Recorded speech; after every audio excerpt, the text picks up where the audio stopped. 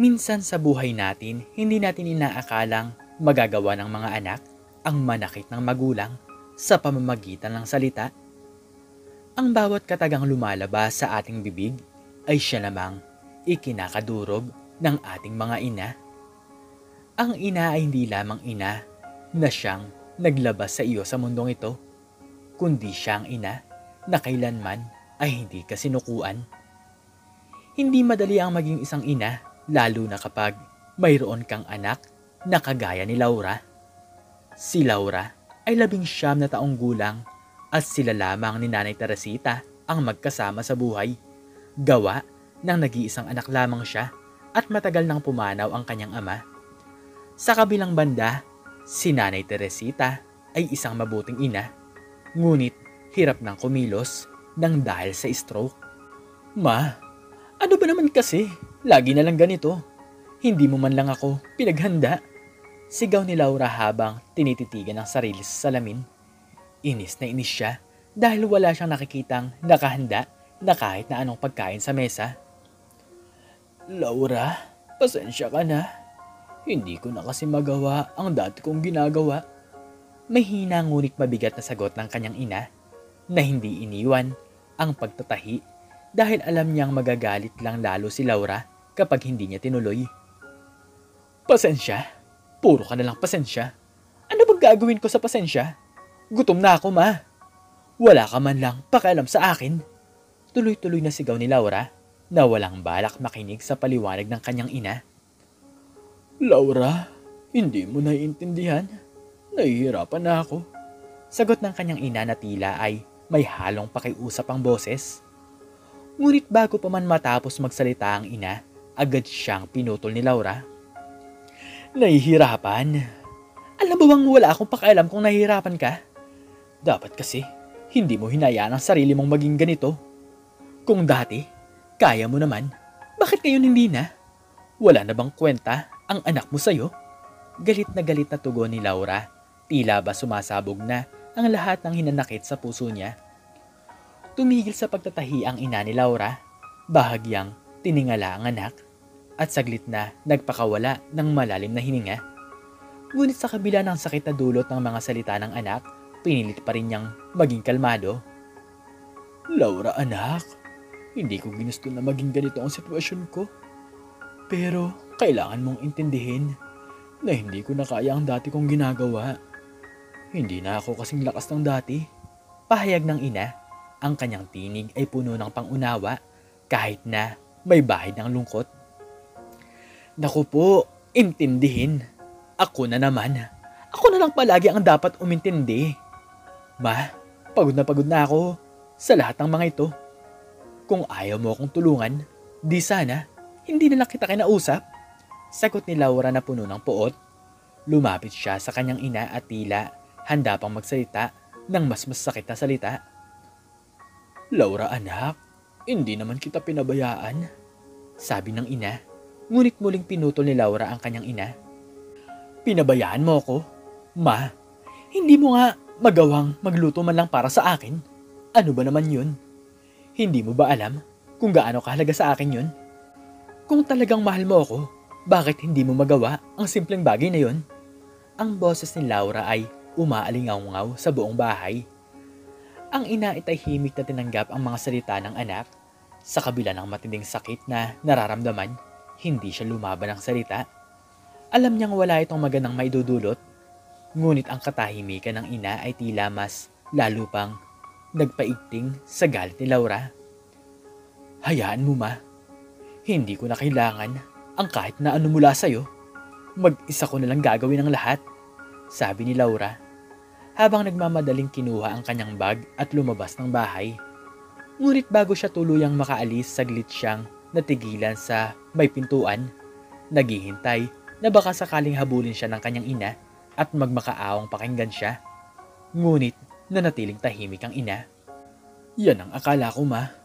Akala ko may pakialam ko pa sa akin, sabi ni Laura nang palapit sa pintuan, ngunit hindi na lumingon. Tumalikod siya at tuluyang umalis, iniwang mag-isa ang ina sa loob ng bahay. Ang ina, na ngayon ay mag-isa na naman, ay muling ibanilik ang kanyang atensyon sa pagtatahi. Ngunit ngayon sa bawat tusok ng karayom ay tila ba nagdadala ng kirot sa kanyang puso.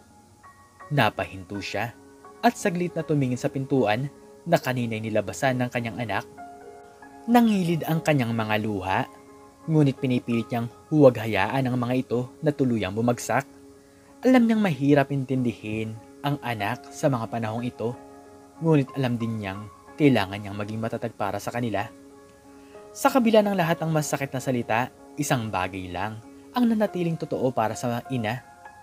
Mahal na mahal niya si Laura at gagawin niya ang lahat para protektahan at intindihin ito, kahit na ang kapalit ay sariling kaligayahan niya.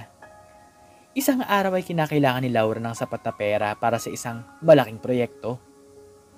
Nagkataon namang may pera ang kanyang ina na halagang $250, ngunit hindi ito naging sapat para sa anak. Bakit ganito lang? Ma, ano namang magagawa ng $250 sa proyekto ko? Galit na tanong ni Laura habang iniaabot ng kanyang ina ang perang nakuha mula sa pitaka. Laura anak, ito lang kasi ang meron ako sa ngayon eh. Alam mo namang mahirap ang buhay at pinag-iipunan ko pa ito para sa mga kailangan natin sa bahay. Paliwanag ng ina, ang boses ay puno ng pag-alala at pangunawa. Ano? Pinag-iipunan? Paano na yung proyekto ko? Paano na ako? Mariing sagot ni Laura habang nagkikibit balikat at umiiling. Hindi makapaniwala sa narinig. Pasensya ka na anak ha. Kung magagawa ko lang, ibibigay ko ang lahat ng kailangan mo. Pero ito lang ang kaya ko sa ngayon. Dagdag ng ina, ang kanyang mga mata ay nagniningning sa panaghoy at pagsisi na hindi niya mapuna ng pangangailangan ng kanyang anak. Ayan na naman tayo ma. Puro ka na lang pasensya. Lagi na lang yan ang sinasabi mo. Wala kang ibang alam sabihin kundi pasensya. Pabalikwas ni Laura habang iniipit sa kanyang bag ang pera. Halatang hindi ito sapat para sa mga pangangailangan niya. Hindi naman kita gustong biguin anak. Pero sana maintindihan mo rin na hindi madaling maghanap ng pera. Lalo na sa ngayon. Kailangan nating maging maingat sa paggastos. Mahinahong paliwanag ng ina. Pilit na iniintindi ang nararamdaman ni Laura. Hindi mo talaga ako naintindihan. Ang dami mo pang sinasabi. Pero wala naman akong mapapala sa mga yan. Bakit hindi mo na lang ako unahin kahit isang beses? Bulalas ni Laura habang nararamdaman ang pag-init ng ulo at pagsiklap ng galit sa dibdib. Laura, ikaw naman ang palagi kong inuuna, diba? Tugon ng ina, ngayon ay may halong lungkot sa kanyang boses. Lahat ng ginagawa ko ay para sa iyo, pero hindi lahat ay kaya kong ibigay agad-agad. Kaya pala, ma, kahit kailan, hindi mo ako pinaprioritize. Lahat na lang ng sinasabi mo, puro kapos, puro kulang. Kailan mo ba ako matutulungan ng buo? Pasigaw na tanong ni Laura habang ang kanyang mga mata ay nangungusap ng sama ng loob. Anak, ginagawa ko naman ang lahat ng kaya ko para sa'yo. Sana lang maintindihan mo na hindi laging madali ang sitwasyon natin. Sabi ng ina, pilit na pinapakalma ang sarili upang hindi lalo lumaki ang gulo. Pero hindi ito sapat. Hindi mo ako naintindihan. Sigaw ni Laura bago niya tuluyang isara ang pintuan. Halos mabasag ito sa lakas ng pagkalabog. Naiwan muli ang ina sa loob ng bahay, tahimik na nakatayo. Pilit na nilulunok ang mga luhang gustong kumawala. Alam niyang nasasaktan si Laura, hindi niya maialis ang sakit ng mga salitang binabato nito sa kanya. Sa kabila ng lahat, nanatili siyang nakatayo. Umaasa na balang araw ay makikita rin ni Laura ang kanyang mga pagsisikap at mararamdaman nito kung gaano niya kamahal ang kanyang anak. Biyernes, araw ng pamimili sa palengke, namili si Aling Teresita ng makakain nilang mag-ina. Ayun lamang ang pera na nakuha niya sa pagtitinda. May sunog! May sunog sa 576! Sigawan ng mga tao na ikinagulat ni Aling Teresita. Agad na kinakabahan si Aling Teresita nang marinig ang sigawan ng mga tao. Ang sunog ay sa mismong lugar na tinitirhan nilang mag-ina. Mabilis na bumilis ang tibok ng kanyang puso. At ang lahat ng takot at pangamba ay dumagundong sa kanyang dibdib. Si Laura! Bulalas niya sa sarili. Hindi na alintana ang mga pinamili niyang nahulog sa kalsada. Tumakbo siya ng mabilis. Halos walang pakialam kung masaktan man siya sa kanyang pagmamadali. Ang tanging nasa isip niya ay ang kaligtasan ng kanyang anak. Habang papalapit siya sa bahay, nakita niya ang makapal na usok na umaangat mula sa kanilang tirahan. Naghahalo ang takot at panghihinayang sa kanyang dibdib. Takot para sa buhay ng kanyang anak at panghihinayang sa lahat ng kanilang pinaghirapan na posibleng mawala sa isang iglap. Nang makarating sa harap ng bahay, hindi na nagdalawang isip si Aling Teresita. Wala siyang pakialam sa apoy na mas lalo pang lumalakas. Tanging ang anak niya ang mahalaga sa kanya. Mabilis niyang binuksan ang pintuan. Ang usok ay agad sumalubong sa kanya. Laura! Laura! Nasaan ka na ba? Sigaw niya habang pilit na lumalaban sa takot at hirap ng paghinga. Ma! Nandito po ako. Tulungan niyo po ako. Narinig niya ang boses ng anak na nagmumula sa loob ng kwarto. Sa kabila ng takot at hirap, pinilit na tinungo ni Aling Teresita ang kinaroroonan ng anak. Pinilit niyang buksan ang pinto ng kwarto, ngunit ito'y nagbara nang dahil sa init at kalawang. Wala siyang nagawa kundi ang itulak ito ng buong lakas. Ma, ang sakit ng paghinga ko. Nahihirapan po akong huminga. Umiiyak na sabi ni Laura habang pilit na nilalabanan ang hirap sa paghinga. Huwag kang mag-alala anak. Narito na ako. Sabi ni Aling Teresita habang pilit na iniaangat ang anak sa pagkakaluhod nito. Halos mawala ng malay si Laura dahil sa makapal na usok. Sa kanilang pagtakas paglabas ng bahay, ang bawat hakbang ay tila isang pakikipaglaban para sa kanilang buhay. Ang apoy ay patuloy na lumalagablab, ngunit hindi bumitaw si Aling Teresita. Sa wakas, nakalabas sila ng bahay at agad na dumating ang mga kapitbahay upang tumulong. Habang nagpapahinga sa labas, niyakap ni Aling Teresita ang anak. Damang-dama ang tibok ng puso ni Laura na halos bumalik na sa normal. Ang takot at pangamba ay unti-unting nawawala, ngunit ang aral na dala nito ay mananatili sa kanilang puso. Laura anak, nakita mo na ba kung gaano kahalaga ang buhay? Hindi kayang tumbasan ng pera o anumang bagay ang kaligtasan mo. Sabi ni Aling Teresita habang hinihimas ang buhok ng anak. Opo ma, pasensya na po sa lahat ng nagawa kong pagkakamali. Hindi ko na po uulitin. Sagot ni Laura na ngayon ay puno ng pagsisisi sa kanyang mga naging asal. Sa wakas natutunan ni Laura na hindi lahat ng bagay sa mundo ay may katumbas na halaga. Sa harap ng kapahamakan, ang pinakamahalaga ay ang pagmamahal at pagsasama ng isang pamilya.